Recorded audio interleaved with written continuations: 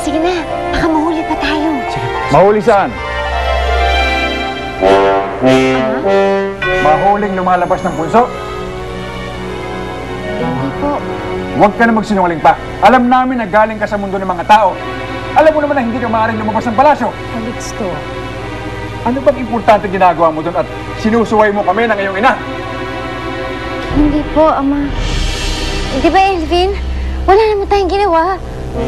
May nakita po siyang mortal. Ang lalaking si Lyndon. Siya po ang pinuntahan ni Dorofina para makita niya.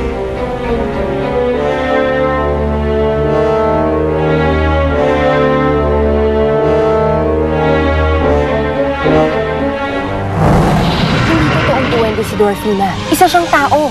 Dadala mo lang ng pagkain si Dorfina sa tamang oras. Bukod doon, walang ibang taong pwede makapasok sa kwarto niya. Ama, huwag niyo kayo dito! Sigurado akong naririto ang mga alaala ni Dorfina. Kailangan maibalik mo sa kanya ang alaala niya. Gusto mo ba talagang malaman kung bakit kanila kinulong dito? Sabihin mo sa akin ang totoo, Gwendolyn.